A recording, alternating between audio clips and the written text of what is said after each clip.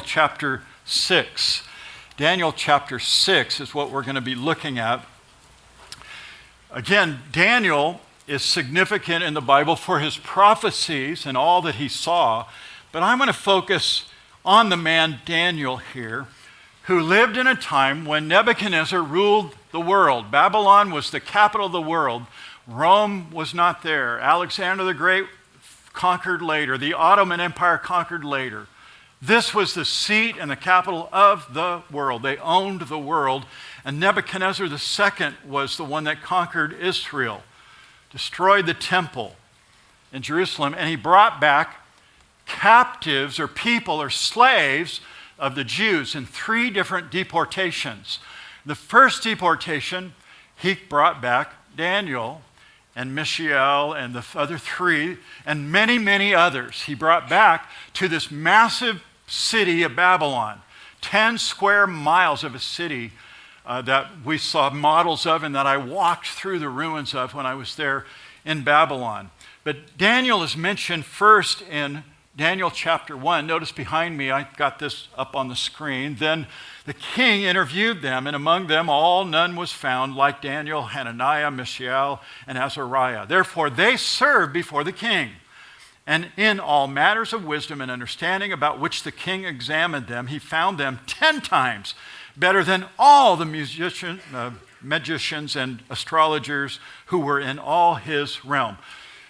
These men were dedicated to God, Daniel and these other 3 fellows. They lived boldly for God. They were taken from their culture and their city. They were brought to a total pagan city, an idol-worshiping city, Nebuchadnezzar. His name was Knezzar, but he took the name of Nabu, the god of Babylon, Baal or Bel. And these gods that they worshipped, the stars and the sun, they were idol-worshiping people. Daniel and these dedicated Jewish Hebrews were brought to under Nebuchadnezzar's rule and made slaves, but they were more faithful. They were 10 times better than any of the officials that were under Nebuchadnezzar's rule and reign, because they would not compromise their love, their integrity, their honesty, their love for the Lord. They stood boldly for God, their devotion to God. They wouldn't eat the food that was sacrificed to these gods and idols of the Babylonian Ishtar, Nebu, Baal. They wouldn't bow to the image of Nebuchadnezzar, that great image that he assembled on the plain and had everyone bow down. But those 3 Jews, they wouldn't bow down because they were dedicated to God. And they didn't care what would happen to them.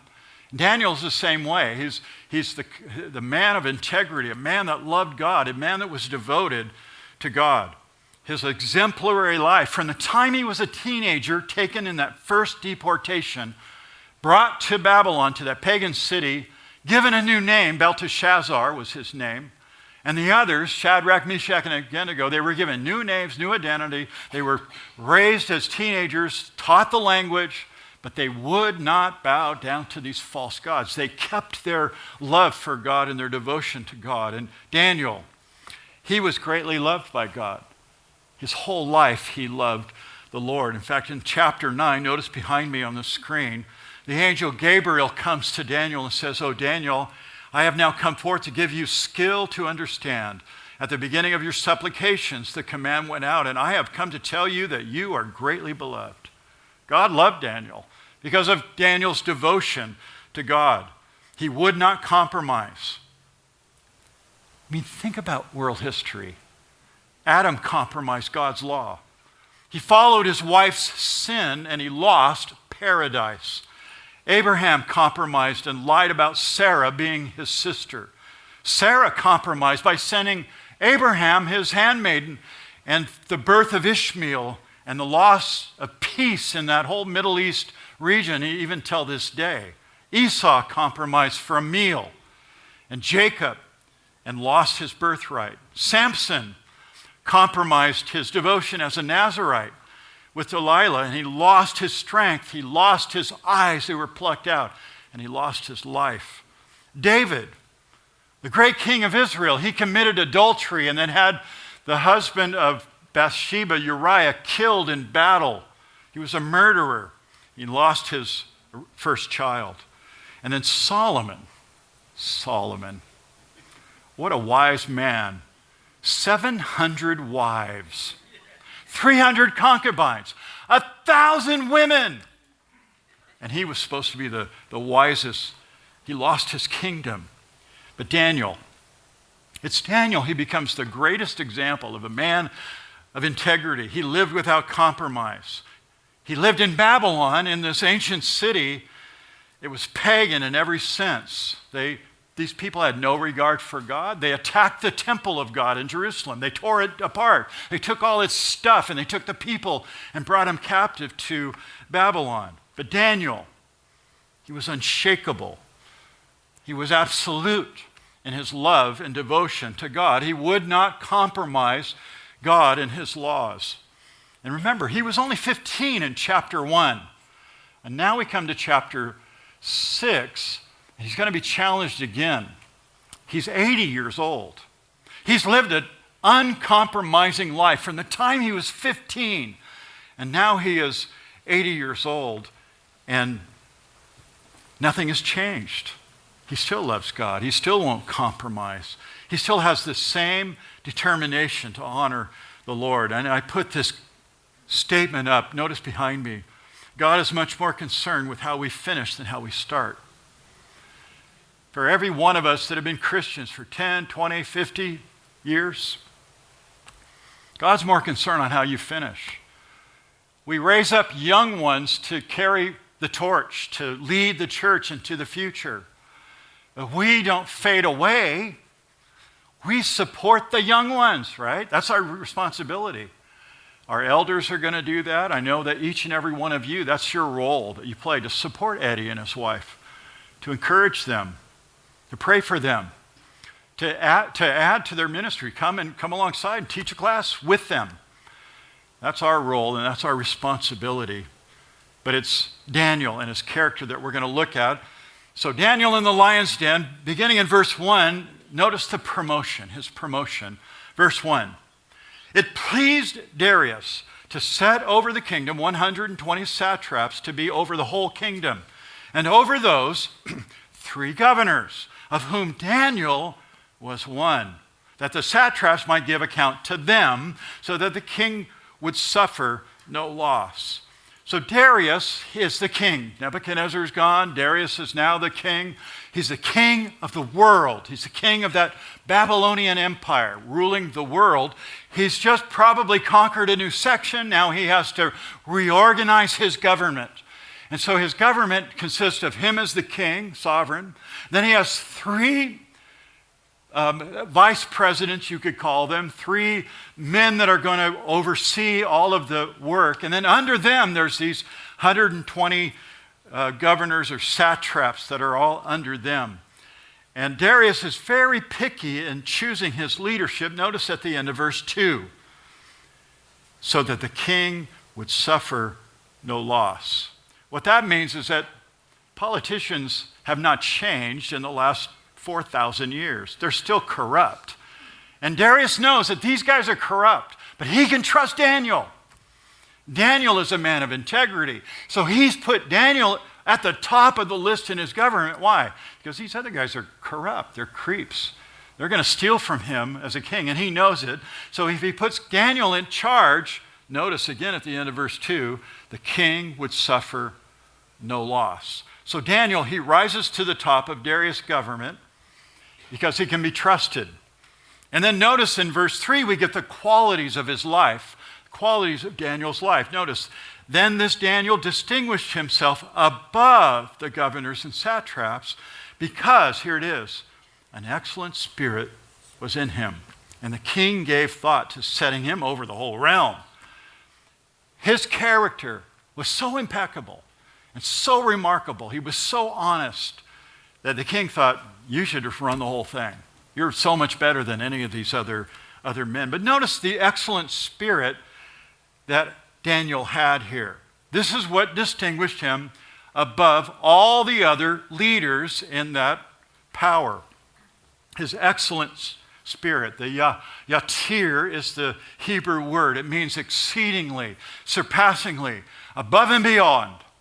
And so Darius chooses this man because he's above and beyond everyone else, above his peers. There's no shame. There's perfect honesty and integrity in his life. He has this surpassing spirit. And what gave him that surpassing spirit was the Spirit of God. He was filled with the Spirit of God. Go back to chapter 5. Let me show you where the text actually tells us that. Chapter 5, verse 11. Chapter 5, verse 11. There is a man in your kingdom in whom is the Spirit of the holy God. And in the days of your father, light and understanding and wisdom, like the wisdom of the gods, were found in him. He was recognized by everyone to have wisdom beyond others. He was the discerner of dreams. He was the king's counsel. He gave wisdom and understanding. Notice in verse 12, inasmuch as an excellent spirit, knowledge, understanding, interpreting dreams, solving riddles, and explaining enigmas were found in this Daniel. Then again in verse 14, I have heard of you that the Spirit of God is in you. Daniel was filled with the Spirit of God.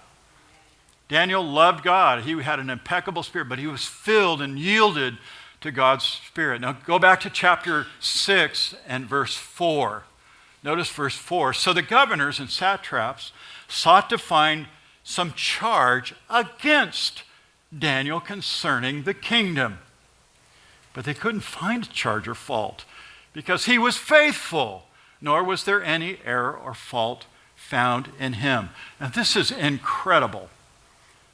Because if you think of any politician that's leading our country or leading our state, you could probably go back in their past, back to their education, back to their college days, and find something. Daniel, remember, started at 15. Now he's 80 years old. They cannot find a thing against him. That shows you what kind of man he was. They couldn't find charge or fault. That's the Hebrew word shakath. It means corruption. There was no corruption in him. They couldn't find anything wrong with Daniel, but they tried. They tried because they're corrupt. And they know that Daniel living a perfect life, Daniel living a dedicated life and speaking the truth and living in honesty, that he would expose their corruption. They don't want him around him. They want another corrupt goon like them in charge. So they got to get rid of Daniel. That's the issue here. They're trying to get rid of him. But he had an extraordinary spirit. And again, it was so extraordinary that Darius, the king, recognized. Look at verse 3 again. And the king, the end of verse 3, and the king gave thought to setting him over the whole realm. So Darius knows that Daniel is living a life of truth and integrity, even in a pagan country. But it's this very integrity that's a threat to these men, to these leaders. And that's where my second point here, they plot against Daniel. Look at verse 5. Then these men said, we shall not find any charge against this Daniel unless we find it against him concerning the law of his God. So the only way they can discredit Daniel is to force Daniel to choose between his God or his king. They know that they can make a division because they know that Daniel is only going to follow his God. That he puts God first before the king. And so that's their plot, as they can't find any fault against him, so they're going to plot against him. They want to kill him. Notice verse 6. So these governors and satraps, they thronged before the king. They come up to him and they kiss up. Oh, King Darius, live forever. All the governors of the kingdom and administrators, satraps, the counselors and advisors, all of us. Where's Daniel? Where's Daniel? They left Daniel out of their little plot, didn't they? All of us have, King, live forever. And they're all around the king. Oh, King, you're so great. You're the greatest. You're the awesome. You're the perfect king. Darius is going, of course I am, He's being flattered by all of these men around him. And all of the governors, they stand around him, the counselors, they consult together to establish a royal statute, a law, and make a firm decree that whoever petitions any god or man for 30 days except you, O king, will be cast into a den of life. You are so great, king, That if anybody recognizes anybody else, they deserve death. Isn't that a great law, king? And Darius, well, yeah, everybody should think I'm the best. They're manipulating. They're conniving. All the governors, though, verse 7, no. They left out Daniel. They didn't include Daniel. They were lying, saying that they all came together and agreed. Their accusation against Daniel, they begin their whole accusation, verse 6. King Darius, oh great king, that you would live forever. Of course, I'm going to live forever. I'm going to be over this kingdom. Don't you love it when somebody comes and flatters you? After church service, oh, Pastor, that was the best message. Pastor, your voice is so great. It's better than anyone else's voice. Oh, yeah, of course it is, I need to get a collar, and I need to, dress differently. And don't you love it when people flatter you? You need to be careful. I've learned in my ministry of 40 years, be careful. If somebody comes up and flatters you, you need to humble yourself. Remember the times that you've fallen. Remember your sin. Remember, keep humble. Always stay humble. Darius was being played here by these lying, conniving kiss-ups. Again, if you were in Daniel's place, could you stand up to 122 critics? How do people see you? Are you a man or woman of integrity? Can your word be trusted by your family and friends? When you say what you mean, do you mean what you say? Remember I told you a couple weeks ago, mean papa? I'm a mean papa. I say what I mean what I say to my grandkids. Are you that kind of person? This is what God wants of us.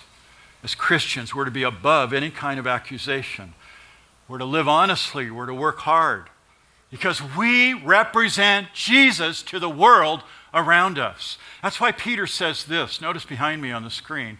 Beloved, I beg you as sojourners and pilgrims, abstain from fleshly lusts, which war against the soul, having your conduct honorable among the Gentiles, that when they speak against you as an evildoer, they may by your good works, which they observe, glorify God in the day of visitation.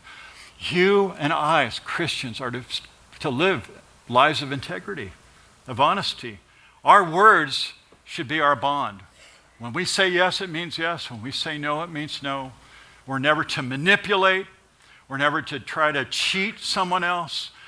Hey, boss, I'm better than that guy, the promotion. I'm the one that deserves the promotion. I'm better than that other person. I love that parable of Jesus. He said, when you go to dinner, don't sit in the first seat. Don't you ever do that. It's a bad plan. Let the dinner host invite you to sit in the honored seat. We should live a humble life. We should live a life of humility and honesty and integrity. And it was Daniel's consistent faith. It was known by everybody. Everybody knew that he was honest. Even the king, Darius, knew it as well, because Daniel didn't compromise. He lived by faith, by the word of God. And when you do that, there'll be persecution. When you live for the Lord, and you don't laugh at the dirty jokes when you go to work, when you don't go along with the mood of the people, the sexual innuendos and all that stuff, when you stay away from that, and people will persecute you. Well, come on, lighten up.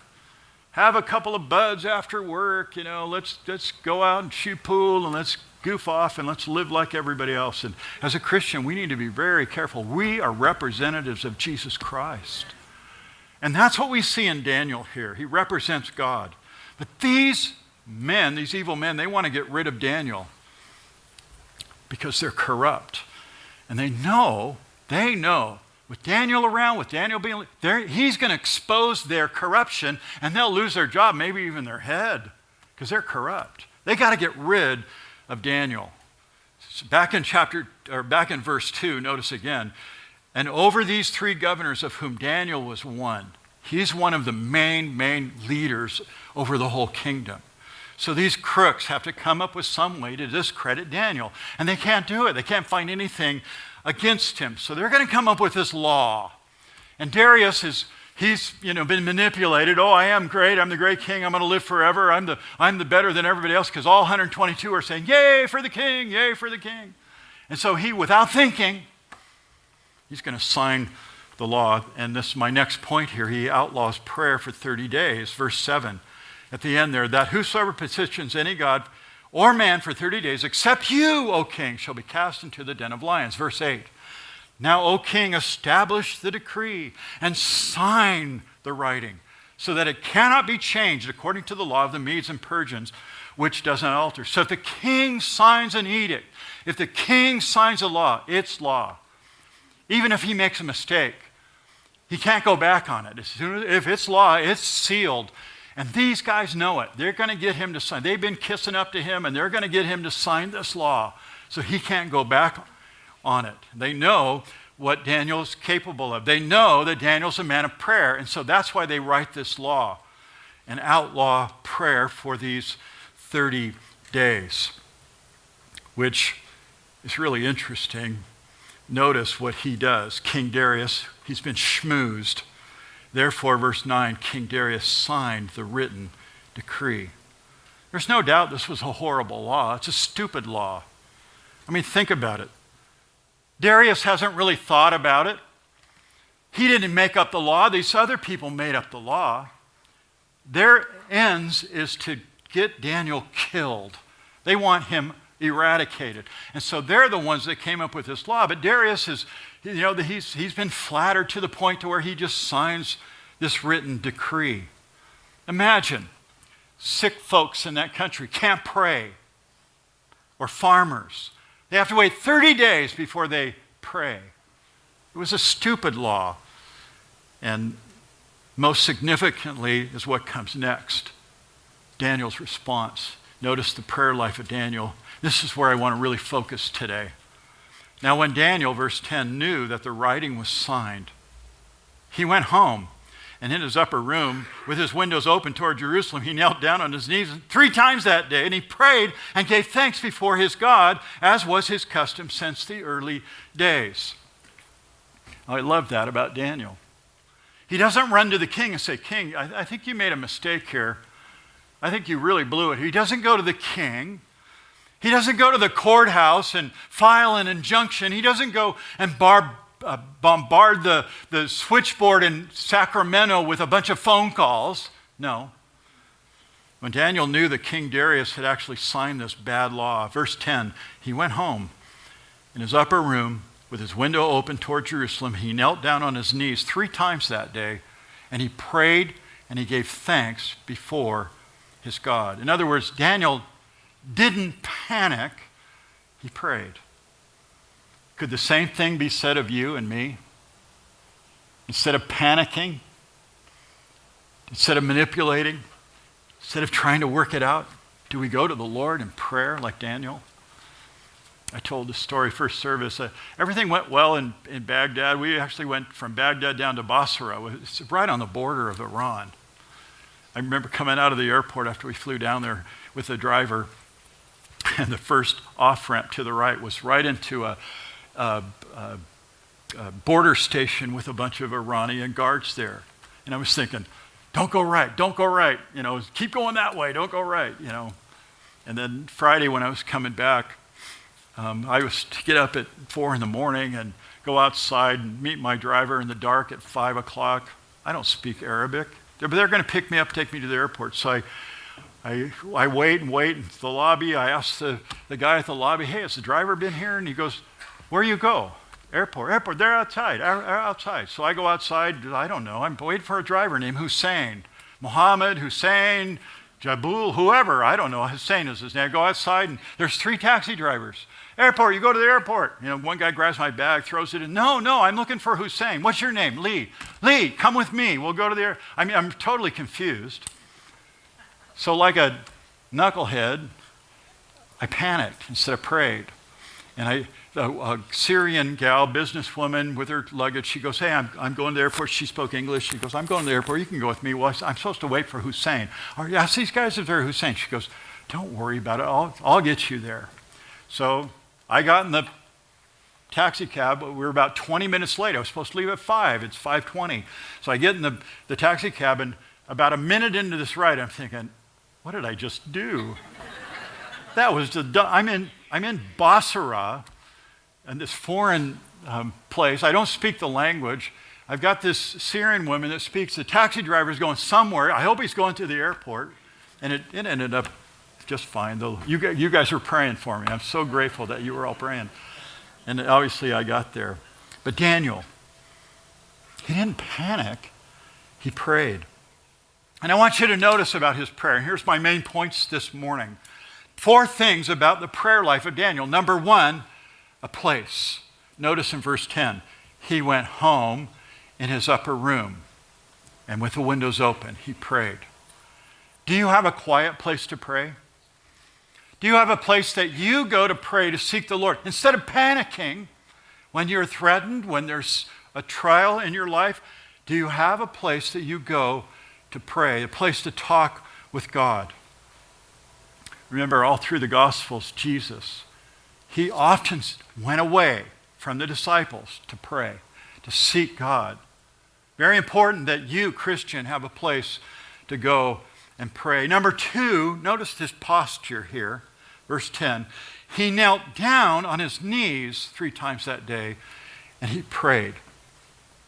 Now, nowhere in the Bible are you and I as Christians required to pray on our knees. We're not told that we have to kneel. We're not told we have to fold our hands. We're not told that we have to close our eyes. That was when I was the children's pastor years and years ago. Back in the 80s, I was the children's pastor here. And that was a way for me to get the class under control. Would you close your hands together and close your eyes and bow your head? Little ones do this, and I got control that way. But there's no place in the scripture that tells us we have to do that. They're just customs. But throughout the Bible, there are many different postures in prayer. The Jews throughout history have always, with their eyes open and their hands up, they call out to the Lord and they make their prayer to the Lord by standing up. Then there's others that fell down prostrate before the Lord. Some knelt, some held their hands together, some held hands of other people. We see all these different kinds of postures throughout the scripture. But for Daniel, he humbled himself. And he knelt down. It's a beautiful picture of a Christian submitting to the Lord, isn't it? That's why kneeling, it's a good thing. It's a good thing. I'm grateful that the Lord helps me up after I kneel. But it's a good thing to humble yourself. And that posture is important. So we have a place, a posture. Number 3 is a period of prayer. Notice he did it 3 times a day. Do you pray 3 times a day? No, I'm not talking about, Lord, bless the Costco pizza that I just bought. I'm talking about really praying for others, praying for people, praying for your church, praying for your pastor when he's in Iraq, praying for the needs of others, praying instead of panicking. And I love what he does. He prays over and over and over again. He knelt down by the window. He opened his window publicly and he prayed. His prayer life was repetitive. His prayer life was consistent. Is your prayer life consistent? Do you pray in that same place over and over again? Daniel's prayer life becomes the focus here and an application for our lives as well. He had a regular appointment with God and he prayed. Number 4, his perspective, and I love this. Notice in verse 10, he prayed and he gave thanks before God. Even though he was sealing his death warrant by opening the windows and praying publicly 3 times a day, it was decreed by Darius. He knew it, but he didn't go to Darius and complain. He just went to God. If you're threatened, if you're in a trial, if your life's threatened in any way, you need to pray. You need to find that place and pray. And when we do, when we seek the Lord with all of our heart, when we come to the Lord in prayer, when we call on him, the peace of God will invade your soul. It's such a sweet truth for us as Christians. We must pray instead of panicking. In our perspective, we must give thanks. And I believe Daniel's perspective was thankful. And the reason he was thankful is because he prayed a lot. His life, he was thankful to God for all of God's provision. In a foreign land, God's protection. In a foreign city, God's provision for him. He was thankful for everything that God had done for him. I read a great poem. This is a poem on prayer. Check this out. The proper way for a man to pray, says Deacon Lemuel Keyes, and the only proper attitude is down upon his knees. No, I should say the way to pray, says Reverend Dr. Wise, is standing straight with outstretched arms, with rapt and upturned eyes. Oh, no, no, no, says Elmer Slow. Such posture is too proud. A man should pray with eyes fast closed and his head contritely bowed. And then finally, last year I fell in Hitchin's well, head first, said Cyrus Brown, and both my heels were sticking up, my head was pointing down. And I made a prayer right there and then, the best I ever said. The prayingest prayer I ever prayed was standing on my head. I like that. It doesn't matter what your posture is. We just need to pray. A place, a posture, have thankful perspective. We all need to increase our prayer life. And notice in verse 12 here, we have Daniel. He's going to be thrown in the den, but he's not worried. It's King Darius that's in distress. Notice verse 12. And they went before the king, and they spoke concerning the king's decree. King, oh, may you live forever. Have you not signed a decree that every man who petitions any god or man within 30 days except you, O king, shall be cast into the den of lions? The king answered and said, the thing is true according to the law of the Medes and Persians, which does not alter. So they answered before the king and said, that Daniel, who is one of the captives from Judah, he's not even one of us, he does not show due regard for you, O king, or for your decree that you have signed, but makes his petitions 3 times a day. And the king, when he heard these words, notice, was greatly displeased with himself. Oh, why did I sign that?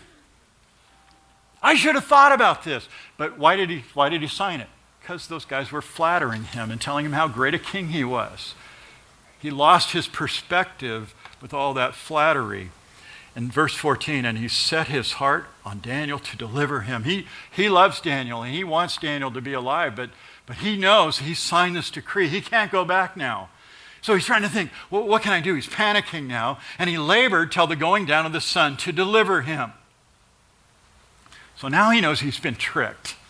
He knows these guys have schmoozed him, but it's too late. Verse 15, then these men approached the king and said to the king, now, O king, that it is the law of the Medes and Persians that no decree or statute which the king establishes may be changed. So the king gave the command, kind of reluctantly. It sounds like that, right? They say, they're right. Well, king, you signed it. You signed it, king. So the king gave the command, and they brought Daniel and cast him into the den of lions.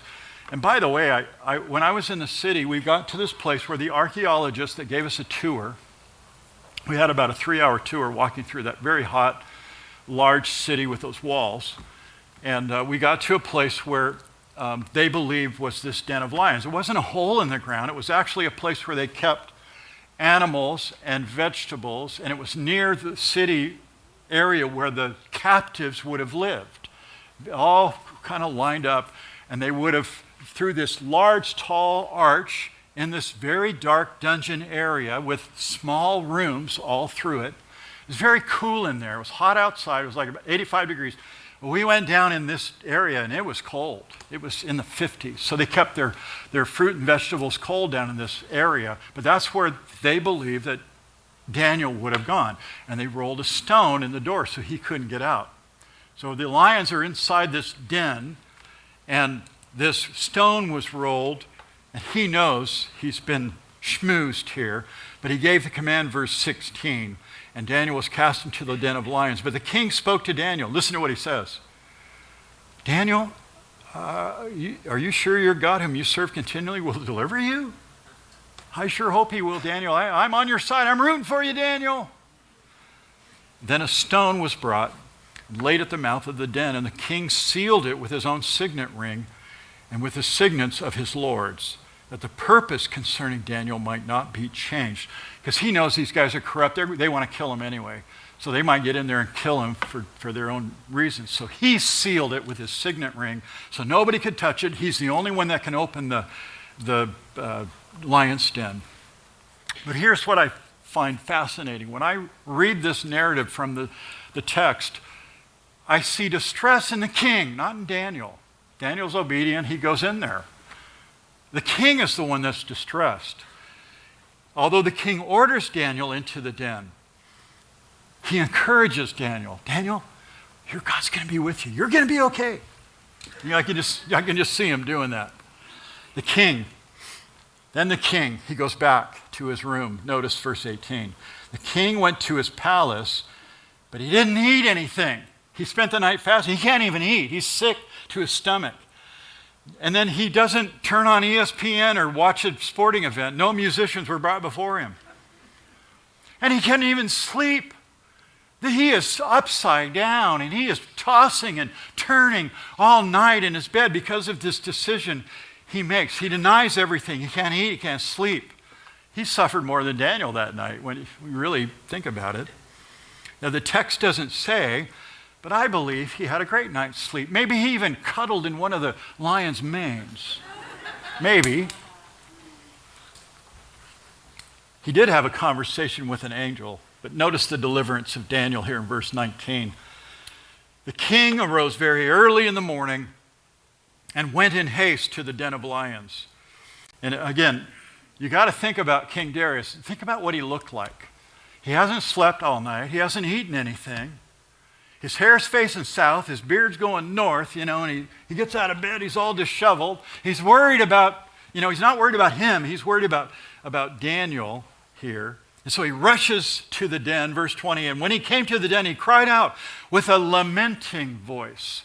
That means he was grieving. That means he had pain. Like, Daniel, I hope you're alive. He's almost crying there. And notice what he says. Daniel, verse 20, servant of the living God, has your God whom you serve continually been able to deliver you from the lions? How did Darius know that Daniel served the Lord continually? How did he know that? Because Daniel had a pattern in his life. He wouldn't eat the king's meat. He wouldn't bow before an idol. He was a man of integrity. He loved his God. He loved God's law. And Darius knew it. And he prayed 3 times a day. So Daniel, he tells the king, verse 22, my God sent his angel and shut the lion's mouth so they did not hurt me. I bet that was the best words the king has heard for a long time. He was crying out, and now he's heard his voice. And the king was exceedingly glad, verse 23, and commanded that they should take Daniel up out of the den. So Daniel was taken up out of the den, and no injury whatever was found on him because he believed in his God. What a glorious, wonderful story. Now, a lot of people, and I remember teaching Sunday school, we stop at that point here, but you're cutting off the main point of this whole episode. Notice we get the king's command here, verse 24. And the king gave the command, and they brought those men who had accused Daniel, all these schmoozing, manipulating, lying satraps. They've been exposed now. The king knows why they did what they did. And he brought those men, and they cast them into the lions. Then their children and their wives, their whole families. And what do the lions do? Woo! They go crazy. They overpowered them. They broke all their bones in pieces before they ever came to the bottom of the den. This was a miracle. God miraculously saved Daniel because of his faithfulness. But God turned the lions loose on these sinful, losing satraps, and proving that the lions were obviously hungry. The lions and God's judgment there, it proves that God was with Daniel. God protected Daniel. God saved Daniel, and all of Daniel's accusers died. And then we have the king's decree, and here's the glorious part of this whole story. Notice in verse 25, then King Darius wrote to all peoples and nations. Remember, he's the king of the world. He owns everything. So he makes a decree that goes out to everybody in the world, and it says, I make a decree that in every dominion of my kingdom, men must tremble and fear before the God of Daniel. Isn't that a glorious truth? This is what a godly woman and a godly man's life stands for. That the world sees Jesus in us. This is why, men and women of God, this is why we stand and we're to live like God and live in integrity. For he is the living God and steadfast forever. His kingdom is the one which shall not be destroyed, and his dominion shall endure to the end. He delivers and rescues, and he works signs and wonders in heaven and on earth. Who has delivered Daniel from the power of the lions? So this Daniel prospered in the reign of Darius and in the reign of Cyrus, the next king, the Persian. Let me ask this simple question. Who gets the glory in this whole episode? Who gets the glory? God does, not Daniel. Oftentimes we give Daniel credit, but it's God. God gets glorified in the world because this one man and his integrity. Darius knew that the God of Daniel ruled, that the God of Daniel rescued and delivers, that the God of Daniel shows signs and wonders in heaven, on earth. So the book of Daniel really is about God. It's about glorifying God and his power, about God's authority, about God's sovereignty.